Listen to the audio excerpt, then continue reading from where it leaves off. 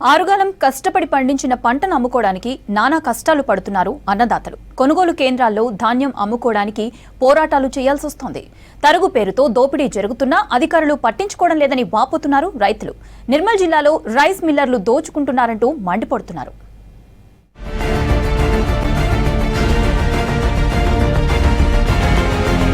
కొనుగోలు కేంద్రాల్లో ధాన్యం అమ్ముకోవడానికి వచ్చిన రైతులకు కొర్రీలు పెడుతున్నారు. అటు అధికారులు ఇటు మిల్లర్లు రైతులకు చుక్కలు చూపిస్తున్నారు. పంటను కొనుగోలు చేయాలంటే తేమ శాతం అడుగుతున్నారు. ఆ తర్వాత తాలు ఉందంటూ ఇబ్బందులు పెడుతున్నారు. మరోవైపు తూకంలోనూ మోసం జరుగుతుందని రైతులు ఆవేదనగా చెబుతున్నారు. 8 ఎకరాలు అరి పంట పండిస్తాం. మేము వారంకు శుక్రవారం వస్తే శుక్రవారం నాడు దాకా అడ్లు లేవలేవు. వారం రోజులు అవే అడ్లు ఎంబడి ఉండడైంది. ఇంకా అడ్లు కళ్ళాలు ఉన్నాయి. ఈ అడ్లు కూడా మాయే. మరి ఇంకా ఈ కొనుగోలు కోతలు అని వరకు వెళ్ళి మిరుగు సీజన్ వచ్చేస్తున్నది.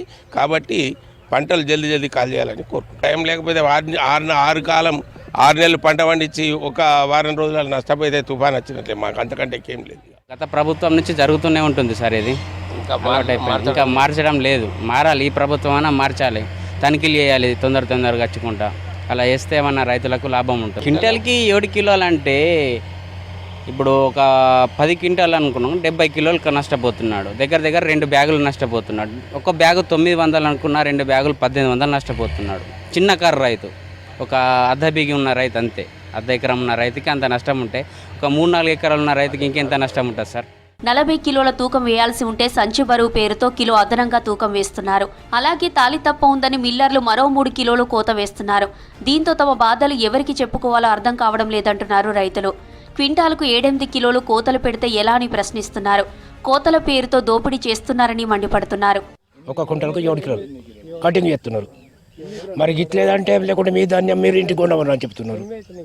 వాపసు చేస్తామంటున్నారు. స్టార్ట్ ఫస్ట్ నుంచే వేసిన సార్. ఇది మాకు ఫస్ట్ నాడు లారీ పోయిన నాడే దించుకోమంటే ఒక్క బ్యాగ్కు 3 కిలోల కటింగ్ ఇస్తే మేము దించుకుంటాం. లేకుంటే లేదు.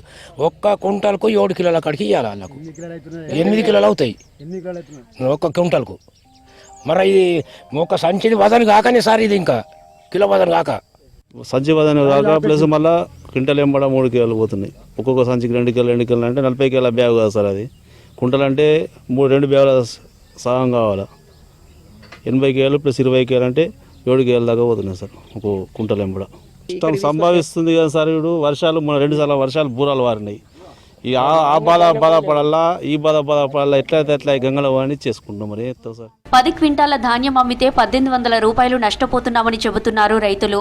మిల్లర్లు ఇలా దోపిడీ చేస్తున్నా పట్టించుకోవడం లేదని రైతులు ఆగ్రహంగా ఉన్నారు. మిల్లర్లకు అధికారులు సపోర్ట్ చేస్తున్నారన్న విమర్శలు వినబడుతున్నాయి. 3 రోజులు పంపించినాం కుంటల్ మండలకు. పంపిస్తే 3 రోజులు దించలేరు. మాకు ఇన్ని సంచికి 3 కిలోలు కట్ చేస్తేనే సంచి దిస్తాం. లేకుంటే దించాం. మీ లారీలు మీరు కొండవండి అని చెప్పి 3 రోజుల్లో కాపీరు సార్ లారీలు. మళ్ళీ అందరినీ పిలిపించినాం. రైతులందరినీ పిలిపించాం. ఇట్లెందుకు వేస్తున్నారు, మరి ఇట్లెందుకు కట్ చేసుకుంటారు, మాకు పైసలు మేము జోకిస్తున్నాం కదా.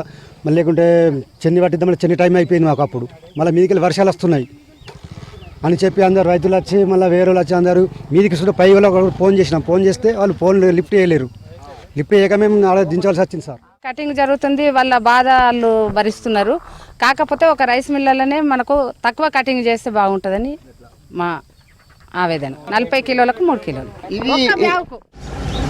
రైతుల బాధ ఏంటంటే ఇక్కడ నుంచి తొందరగా మాల్ లేచిపోవాలి. లేచిపోయిన తర్వాత ఏమన్నా కానీ అన్నట్టు వాళ్ళ దగ్గర ఉంది. ఇప్పుడు ఏం చేద్దామన్నట్టు ఈ పరిస్థితిలో వచ్చి ఇక్కడ కూర్చున్నాం. వచ్చి 2 డేస్ అవుతుంది. ఇప్పుడు ఏం చేద్దామని ఓనర్ గారికి అడిగితే రైస్ మిల్ ఓనర్ గారు ఒక 2 డేస్ చూసి లేబర్ని తెప్పించి అన్నీ ఏం ప్రాబ్లమ్స్ లేకుండా ఏం రిమార్క్ రాకుండా చూసుకుంటా అని హామీ ఇచ్చింది. అయితే మిల్లర్లు పెట్టే కోతలకు తమకు సంబంధం లేదంటున్నారు అధికారులు. కొనుగోలు సక్రమంగానే జరుగుతున్నాయని చెబుతున్నారు. కొనుగోలు కేంద్రాల్లో రైతుల ఇబ్బందులను అధికారులు పట్టించుకోవాలంటున్నారు రైతులు. తరుగు తీయకుండా కొనుగోలు చేయాలని, మిల్లర్లపై చర్యలు తీసుకోవాలని డిమాండ్ చేస్తున్నారు.